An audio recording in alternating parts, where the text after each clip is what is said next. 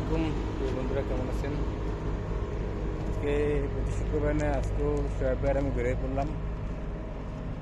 দেখি আপনাদেরকে কী দেখানো যায়, ঘুরে ফিরে সৌদি সম্পর্কে একটু ধারণা দেওয়া বা ধারণা নেওয়া নিজেদের। সঙ্গে থাকুন। শেষ তো দুজন বেরোলাম, আশেপাশে একটু ঘোরাঘুরি করি।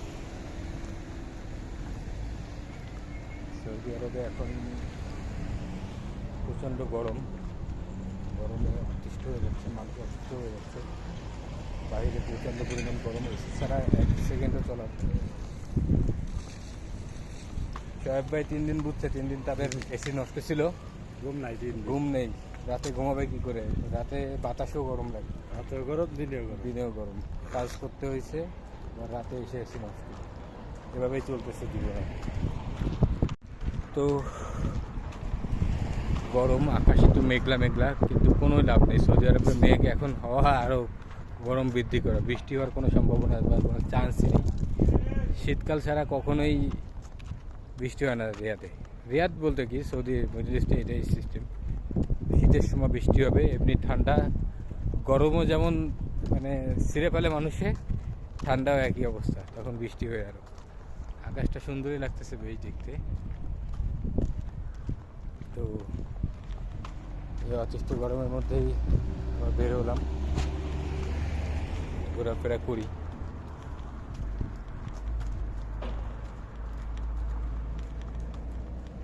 কততম মাস চলতেছে আপনার?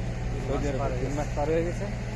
আজকে পার দালাল কি আকামা দিছে? না ভাই, এইটাই মানুষকে আমরা এত বোঝানোর চেষ্টা করি যে প্রবাসে আসবেন, চিন্তা ভাবনা করে আসেন। অনেকে মনে করে যে আমরা ভুয়া কথাবার্তা বলি, তো আসল কথা, আমিও যখন আসছিলাম আমার এক বন্ধু বলেছিল দেশে আসি ভালো আছি, বিদেশে আসার দরকার নেই।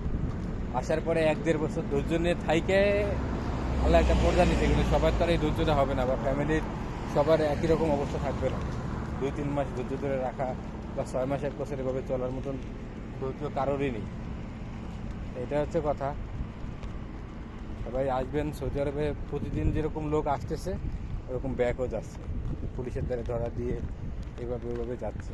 তো সবাই এই জিনিসটা মাথায় রেখে বুঝে শুনে দালালের মিষ্টি কথায় পড়েন না। 1.5 লাখ 2 লাখ টাকা বেতন, এটা ওইটা এই ধরা কিন্তু খাবেন না, বাস্তবতা এটি। সৌদি আরবে এই যে সোফাগুলো একটু পুরাতন হয়ে গেলে পরে এরকম বাইরে ফেলে দেয়, সব অপ্রয়োজনীয়। এগুলো বিভিন্ন বলদিয়ার লোকজন টুকায় নিয়ে যায়, বা অনেকে যারা সোফা রিপেয়ারিং করে, যারা মানে আজনবী আছে, যারা কি প্রবাসীরা আছে, তারা অনেক সময় তাদের সৌন্দর্য বর্ধনের জন্য এইসব জায়গার থেকে নিয়ে যায়, ফিরে বিক্রি করে। এই হচ্ছে অবস্থা। দেখেন এই যে এভাবে সব ফেলে দেয়, ঠিক আছে?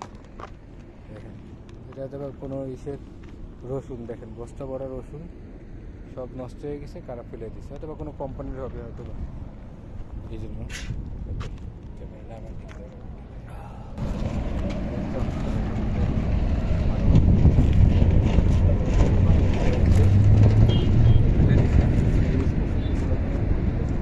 এগুলো নিয়ে যায় আবার বিভিন্ন প্রবাসীরা নিয়ে যায়, যারা সুপার চাষবাস করে তারা কাপড়টা চেঞ্জ করে দেয়। আরও আছে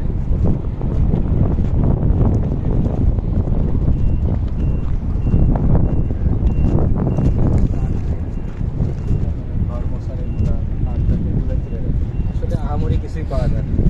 এই রিলেটেড যারা কাজ করে তাদের জন্য হয়তো কিছু তাও একটা ট্র্যাক নিয়ে যাওয়া লাগবে, এমনি হাতে ধরে নিতে পারবে।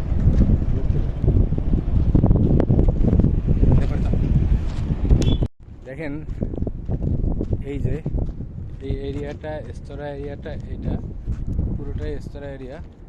এইখানে পাশে ওই যে ওই সাইডে অনেক ইন্ডাস্ট্রিগুলো দেখা যাচ্ছে, আর এই সাইডে দেখলে বুঝতে পারবেন, এই সাইডে মাটি বা বালু, এখানে মাটি বলতে তো কিছু নেই, সব এখানে ফেলে রাখছে, ঠিক আছে?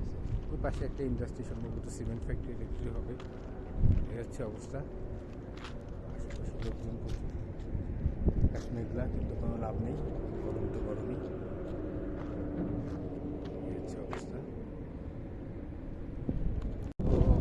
আল্লাহ হাফেজ, ভালো থাকবেন সবাই, দোয়া করবেন আমাদের জন্য।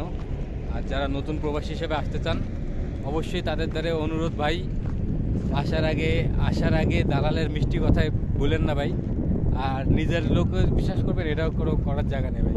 নিজের লোকরা বিশ্বাসের সুযোগটা নিয়ে আপনার প্রতিটা করবে। 3 মাসের আকামায় পাঠাবে, সর্বোচ্চ 2,30,000 টাকা খরচ হয়, কিন্তু সেখানে আপনার 4 লাখ 5 লাখ টাকা খরচ করে নিয়ে নেবে। এটাই বাস্তবতা। ভালো থাকেন, আল্লাহ হাফেজ, সঙ্গেই থাকুন।